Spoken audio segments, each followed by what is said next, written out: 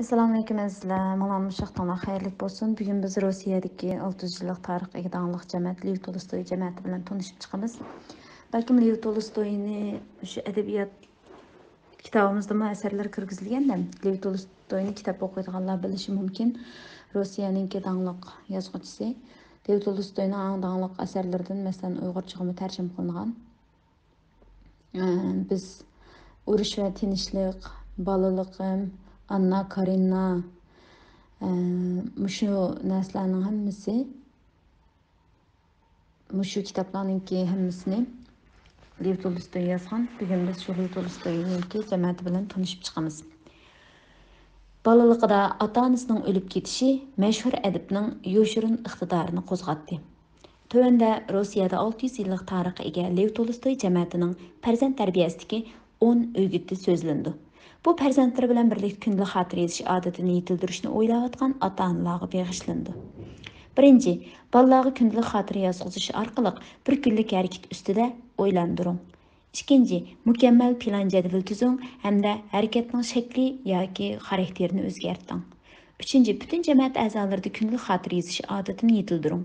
To'rtinchi, bolalarga kichikdan boshlab tekstlarni o'nlik o'qib bering. Beshinchi, farzandlarning musiqa va go'zal san'at jihatdagi iqtidorini ongli turda yeching. Oltinchi, bolalarning iqtidorini bayqagandan keyin oila o'qituvchisi taklif qilib yetaklang. Yettinchi, bolalarga yerlik oila o'qituvchisidan chet el tili o'rgating. Sakkizinchi, bolalarga hamisha hamroh bo'ling hamda ularga cho'chak hikoyalarni so'zlab bering. To'qqizinchi, jamiyatning taraqqiyot tarixini so'zlang. Bolalarda jamiyatidan faxrlanish tuyg'usi paydo qiling. 10.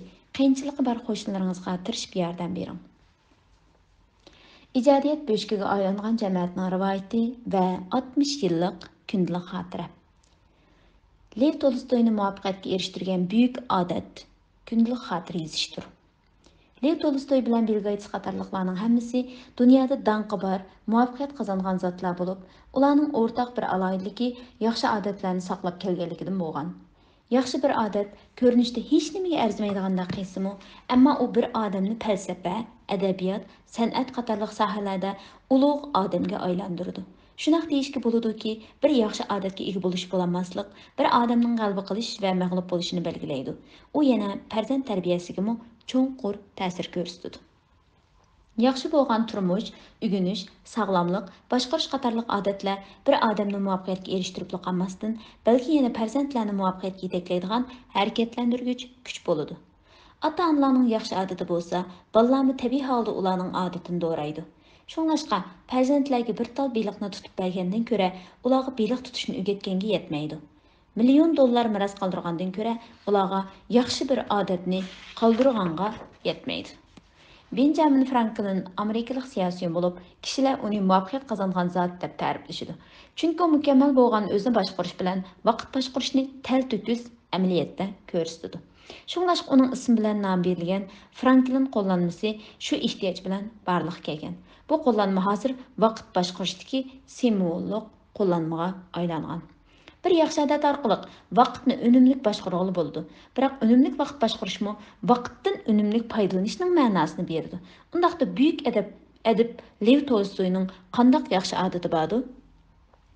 U 19 yoshidan boshlab ko'zni yumg'icha boshdan oxir kundalik xotira yozish odatida ching turib kelgan.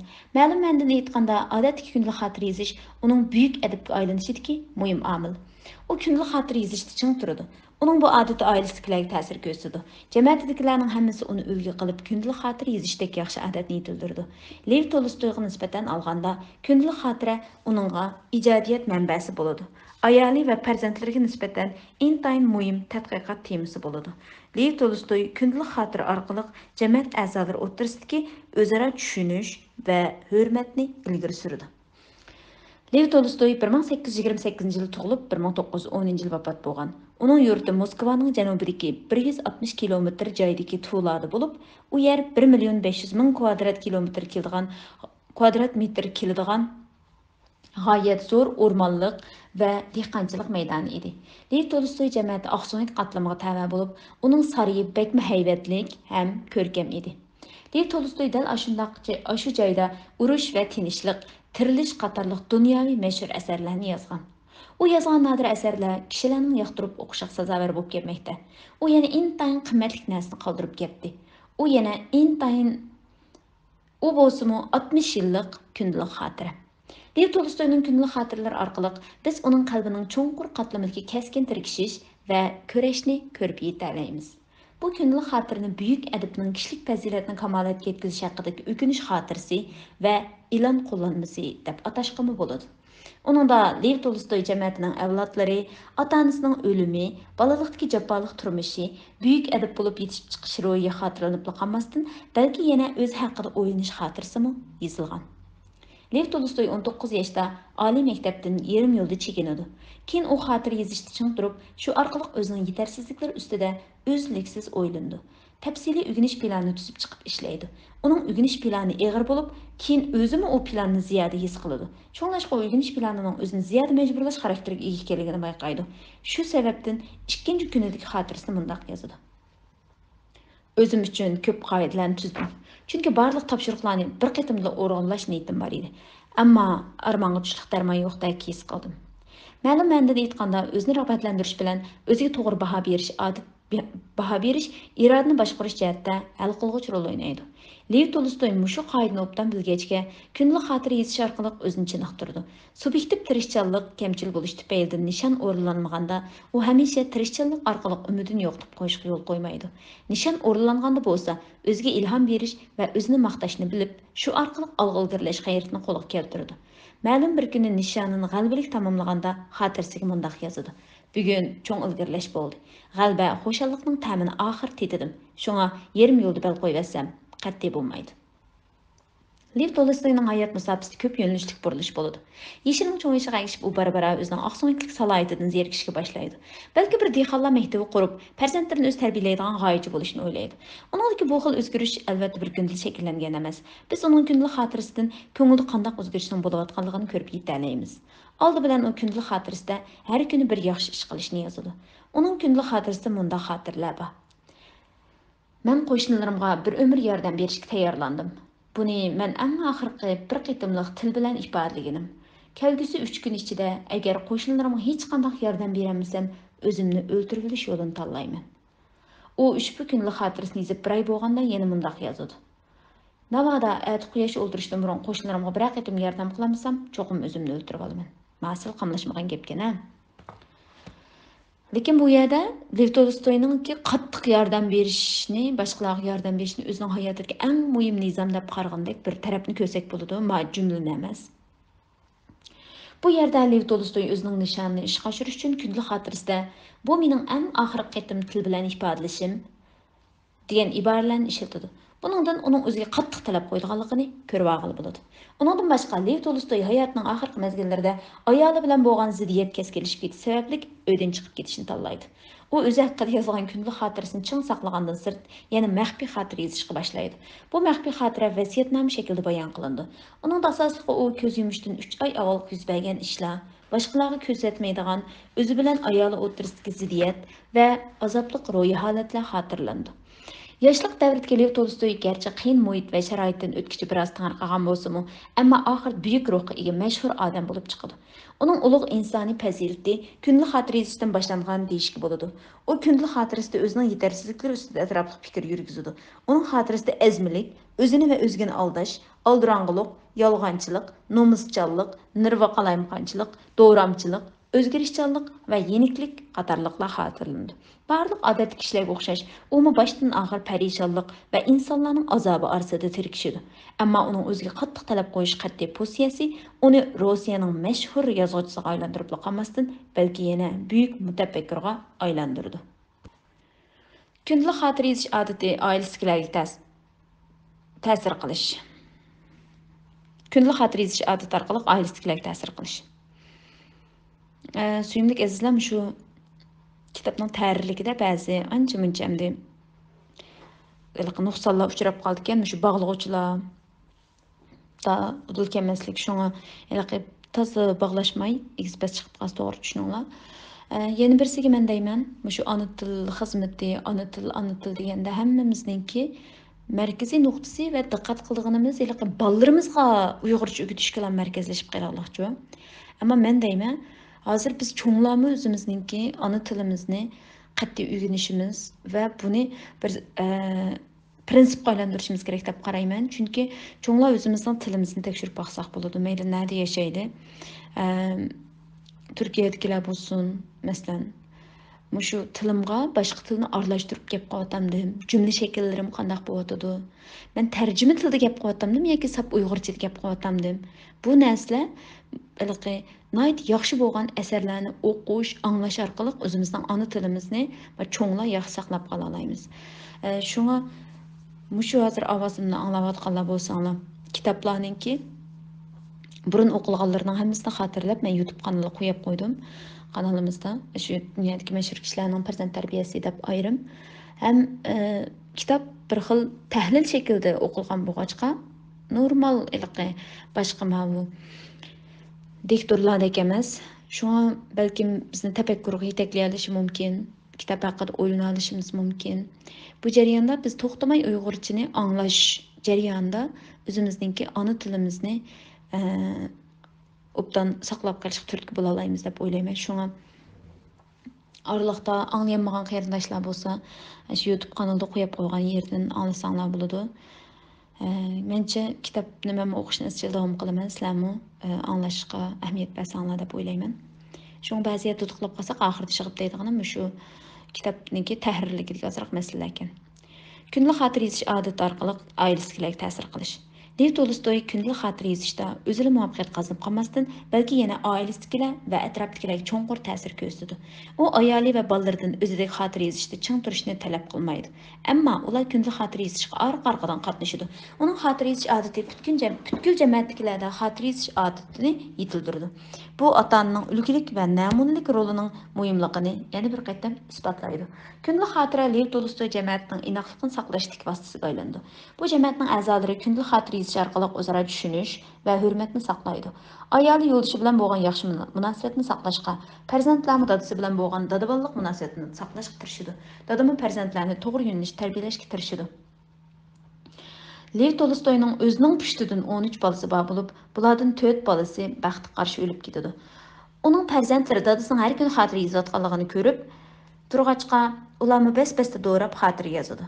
Lekin kishini hayajonga solgan bir ish shuki, bolalarning o'zining ishlarini cho'rdab yozgan xotirasida o'zaro kelishib olgandekla dadasining ish izlarini yozadi.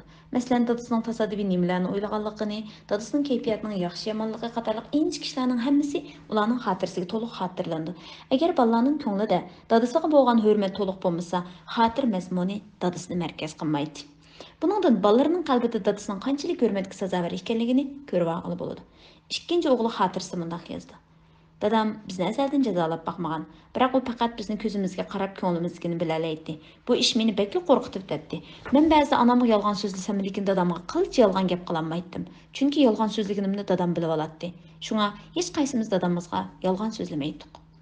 Lev Tolstoyning ayoli Sofiya mu kundalik xotirasida yo'ldoshining ishlarini markazlik bayon qiladi. Sofiya 18 yoshida 34 yoshli Lev Tolstoyga yotliq bo'ladi hamda 13 farzand yuzi ko'rdi. U hayotini yo'ldoshining holidan xabar olishga bag'ishlab qolmasdan, balki erining originallarini ratlash va selishtirishga yordamlashadi. U butun umrini eri va bolalarining holidan xabar olishga qaratadi. Erining o'ziga degan har bir yig'iz shirin shikar so'zlarining hammasini kundalik xotirasiga birma-bir yozadi. Masalan, Lev Tolstoyning har bir qish va paytop o'ynashni yaxshi ko'rishi va bolalar bilan birga gimnastik o'ynashi, hatto ish surib qolganlik to'g'risida ishlarni qoldirmay yozadi. Uningdan boshqa Sofiya kundalik xotirasiga yana Lev Tolstoyning umrining oxirida golland va italyan tillarini o'rganganligini tafsiliy yozadi. Sofiya xotir yozishni 40 yildan ko'proq davomlashtirgan. Lev Tolstoy olamdan o'tgandan keyin 9 farzandi har qaysisi o'zining kundalik xotirasi asosida dadasi to'g'risidagi eslamlarini orqa-orqadan nashr qildirdi. Bu ayni bir maydon musobaqaga o'xshashla Lev Tolstoyga aloqador kitobdan 10 parcha nashr qilindi. Buning ichida cho'ng o'g'li Sergiy yozgan aslama, o'g'lining aslamasidagi Lev Tolstoy nomli kitob u hayot vaqtida nashr qilinmay 1961-yili u olamdan o'tgandan keyin ondan nashr qilindi. Rossiya inqilobi portlagandan keyin boshqa farzandlari orqa-orqadan Amerika yoki Yevropaga qochib ketadi. Ammo Sergiy Rossiyada qolib, dadasining asarlarini tadqiq qiladi va nashr qildirdi. Sergiy dadasining musiqa jihatdagi talantiga varislik qilib, munavvar muzikantga aylandi. Lekin Moskva Musiqa institutining Urpadat musiqa lektori bo'ladi. Nəşr qılınğan hər xil əsləmələrdə Lev Tolstoyның bir mehribon dadılıq obrazi kişilərning ko'z oldida namoyon bo'ladi. Kitap uning yozıqchilik odatlari, bolalarga cho'chak etib berish qatorliq mazmunlarni o'z ichiga oladi. Tolstoyning oilasidagilar har qaysi o'zlarining kundalik xotirasi asosida yozgan dadasi to'g'risidagi eslamlardan sirt, u Lev Tolstoyning qo'lyozmalari bo'lsa, garchi u arzimas qo'lyozmalar bo'lsa-mu, ammo ular uni xohlagancha tashlab etmagan. Hozir shu miroslarning hammasi Moskvadagi Lev Tolstoy muzeyi va asli turalg'i muzeyida saqlanmoqda. Davlatlik Lev Tolstoy muzeyi chet ellik sayohatchilarni kutib oladigan joyga aylanib, har yili necha 10 ming sayohatchini kutib olmoqda. Lev Tolstoyga ömürlük cho'nqur ta'sir ko'rsatgan jamoat an'anasi. Biz Lev Tolstoyning asli turalg'isiga kelib 600 yil tarixga ega mashhur jamoatning avtorlarning hayotini selishtirganda kishilar ko'pincha Dostoyevskiy bilan Lev Tolstoyni selishtirdi. Buningdagi sabab Aqso'yik oilasidan kelib chiqqan Lev Tolstoyga selishtirganda Dostoyevskiy Namrat oiladan kelib chiqqan. Ammo ularning asarlarida o'zlarining kelib chiqishi orqa ko'rinish qilindi. Shuning uchun biz ularning asarlari va hayot vaqtida turgan uyga qarab, bu ikki mashhur yozuvchining farqiga hukm qila olamiz. Lev Tolstoyning jamoat shajarasini tahlil qilish orqali Doris ismli germaniyalik chavandozning 1353-yili 3000 dan ortiq askarni boshlab Rossiyaga kelganligi, uningdan Lev Tolstoyning jamoatining ulug' bo'g'isi ekanligini bayqag'ili bo'ladi. Dorisning evrisi Baslios 2 ziyoda semiz bo'g'achqa Lev Tolstoy degan nom berilgan. Keyin u ism bu jamoatning oshkor familiyasiga aylangan. Taxminan 300 yil ilgari, ya'ni 1717-yili Pudro Androlevs Lev Tolstoyni töhfa ko'rsatganlik uchun Aqso'nglik salohiyatiga erishadi. Shuningdan boshlab uning jamoati Aqso'ngliklar qatlamiga qo'shiladi. Pudro Lev Tolstoyning ulug' bo'lsa-mu, bu yerda harbiy amaldor va diplomat bo'lib, hamda Italiya sayohat xotiralari nomli kitobni yozib chiqadi. Uning o'g'lidan boshlab Lev Tolstoy jamoatidan ko'plagan dunyoviy adiblar yetishib chiqadi. Uningdan boshqa Lev Tolstoyning buvisi ilgari dengiz armiya bosh kapitani, dadasi dengiz armiya leytenant generali bo'lgan. Lev Tolstoy jamoati Rossiyadagi mashhur jamoat bo'lish sifati bilan kishilarning hurmatiga sazovor bo'lgan. Lev Tolstoyning cho'ng dadasining jamoatimi shuhratli jamoat edi. Lev Tolstoyning cho'ng dadasi ayni yillari Rossiyada shuhratli graf Volkansich bo'lib, u Rossiya davlatini qurg'uchi otalarning pushti edi. U quruqliq armiyasining shtab boshlig'i bo'lgan. Lev Tolstoyning dadasi Knez Volkansichning yolg'iz qizi Mariya bilan to'y qiladi. Volkansich olamdan o'tgandan keyin Lev Tolstoyning dadasi qaynotasining g'oyat mirosiga varislik qiladi. Meyli, o'tmish yoki hozir bo'lsin, ayoli taraf jamoatning boyligiga tayanib dunyodagi mashhur jamoatlar qatoriga qo'shilganlarni sanab tugatkili bo'lmaydi. Lev Tolstoy jamoati buning sirtida emas. Lev Tolstoyning dadasi g'oyat zo'r mulki bor Mariya bilan to'y qilish orqali jamoatini eng boy jamoatga aylantirdi. Kishilar ko'pincha farzandlar ichida o'g'ilda dadaning irsi yetkani ko'p bo'ladi deb qaraydi. Biroq Lev Tolstoyda onasining irsi yetkani ko'p bo'lgan. Biroq kichkidan boshlab dadasi Lev Tolstoyga nisbatan muhim mavjudlik bo'lgan. Onunla so'zlab bergan kuldirga va hikoyalarni yaxshi ko'rgan. Bo'libmi, dadasi o'ziga o'qib bergan Pushkinning Napoleon degan asarni bekli yoqtirgan. Jamoatining kelmishi yosh Lev Tolstoyga cho'nqur ta'sir qiladi. 500 yillik jamoat tarixidan cheksiz iftixorlik tuyg'usiga to'ladi. Shundaqla jamoat ajdodlarining o'ziga qilgan himmatidan cho'nqur ta'sirlandi. Lev Tolstoy jamoati bilan Volkansich necha yil burunlar har qitimliq jangi botirlik bilan qatnashgan va ajoyib xizmat ko'rsatgan. Ammo ba'zi a'zolarning janggohda qurbon bo'lishidan mustasno bo'lolmagan. Buning ta'sirida yosh Lev Tolstoy cho'ng dadasiga o'xshash jasorat bilan dengiz armiya kapitani bo'lmoqchi bo'lgan. Shunga u o'z orzusi bo'yicha askar bo'lgan. Lev Tolstoyning oilasining qayerga borsa ajdodlarining portreti isig'liq turadi. Bu Lev Tolstoyga nisbatan ajdodlarining portretidan huzurlanish intayin ahamiyatli ish. U har qitim shu isig'liq rasmlarga qaraganda va ayni yillardagi tarixni ko'rgandek bo'ladi. Shundaqla doim xiyol dengizga g'arq bo'lib ketadi. Jamoat tarixi va ajdodlarining botirlik ish izlari uni har vaqt olg'a ilgarilashga da'vat qilib turdi. Bo'libmi har qitim urush portlaganda ajdodlarining qilchi ikkilanmasdan jangga qatnashda qaysar ro'yi uningga ziyoda ijodiy kuch ato qilib qolmasdan, balki yana uning tasavvuri qanot bo'ladi. U yozgan urush va tinchlik degan asarni hamma odam biladi hamda kishilar uni katta yozuvchi deb ataydi. Bu asarda cho'ng dadasi Volkansich Knez bilan Mariyaning haqiqiy ismi bu kitobga yozilgan. Jamoat an'anasi Lev Tolstoyning adabiy ijodiyatga ideya va adabiyot jihatda xam material bilan ta'min etib qolmasdan, balki uningga umr g'oyat ta'sir ko'rsatdi. Dasan Ding Dasan Ding Ripu әпәндімге o'xshash Lev Tolstoyning cho'ng dadasi jamiyatining ta'siri bir qadar ko'p uchraydi. Lev Tolstoyning cho'ng dadasi Graf Volkansich Fransiya adabiyoti va muzikasini intayin yoqtiradi hamda teatrga amoq edi. U har kun atigan muzika anglag'a chiniqadi. Qo'lidan kitob tushmaydi. Lev Tolstoy hamisha cho'ng dadasining bu xil irsiyatning onasidan o'ziga o'tganligini aytgan. Şübhəsizki Lev Tolstoy'un anısı Mariya katta cəmiyyətdən kelib çıxan, hissiyatqa boy qız bo'lib, u kichikdan boshlab oila o'qituvchisining yetaklishi bilan mo'l bilim ahliga aylangan. U rus tilidan boshqa yana fransuz, nemis, ingliz, italyan tillarini pishiq biladi. Uning pianino chalish saviyasi intayin yuqori edi. Uningga boshqa uning iqtisodiy bilimi mo'l edi. Mariya 4 o'g'il, bir qiz tuqqan. Lev Tolstoy'ning singlisini tug'ib bo'lgandan keyin kasal sababidan olamdan o'tgan.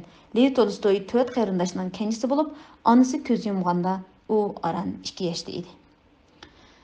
Söyümlük azizlar, Lev Tolstoy'ning onasining tarbiyalanishiga qarab daymizg'o normalda bir ona o'zininki bilimi bilan, ruhi bilan, fazilati bilan, tadbiri bilan, aqlliligi bilan bir cəmiyyət, bir şu farzandlarni hesabda vatan tug'diganlar onalar, şu onalarning, qizlarning tarbiyasi, ularning o'qitilishi intayin muhim. Ayolları nadan qoldirilgan bir toplum mengü xorliqqa va zavallıqqa mahkum bo'ladi. Şuna hammamiz nuqtamiz to'g'ri, lekin ayollarni va bolalarni şu bir millatniki muhim ma'naviy to'riki deb qarasak, bu ma'naviy to'rikning tik turishida va davomlashishida mavjud bo'lib turishida qiz ayollarningki tarbiyasi, ularning ma'rifi intayin muhim o'rinda turdi. Davom qilaylik. Mariyaning hikoya to'qish va so'zlash jihatda boshqalarga selishtirg'il bo'lmaydigan talanti bor edi. Balkim Lev Tolstoyga bu gen onasidan qolgan bo'lishi mumkin. Shunga u adabiy ijodiyat jihatda qaltis talantini namoyon qilgan. Odatdagi chog'larda Mariya qiyin singlisiga italyan tili darsi berib qolmasdan, balki yana qiynanisiga har xil hikoyalarni o'qib beradi. Uningdan boshqa u muzikani yaxshi ko'radigan bo'lib, har kuni tushlik tomoq va kechki tomoqdan keyin pianino chalish orqali inoq jamiyat kayfiyatini yaratadi. Aytishlar qaraganda Lev Tolstoyning muzika anglash va naqsh etishga alohida ishtiyoqi bor bo'lib, bu onasining ta'siridan bo'lgan. Ananing bu xil kishilik qarashi va ruhiy dunyosi yo'shirin holda Lev Tolstoyning 5 qarindoshiga ta'sir ko'rsatdi. Bolalar mehribon onasini cho'nqur suydi. Onasining pianino chalish, cho'chak etish, italyan tili o'rgatish jihatdagi manzaralar bolalarning mingsiga o'rnab ketadi. Bolalar onasi ko'z yumgandan keyin uning hayot chog'idagi qiyofatini o'z biti ko'nglida saqlaydi. Bu ishlar to'g'risida Lev Tolstoy kundalik xotirasiga mundaq yozadi. Manga nisbatan anam oliyjanob va rostchil ayol edi. Men har qatim eziqish sababidan peshkalchilik yo'liqsam, anamga atab duo o'qib, uningdan o'zimga to'g'ri hukm chiqarib berishini tilaydim. Duolarim menga zo'r kuch-quvvat bo'ladi.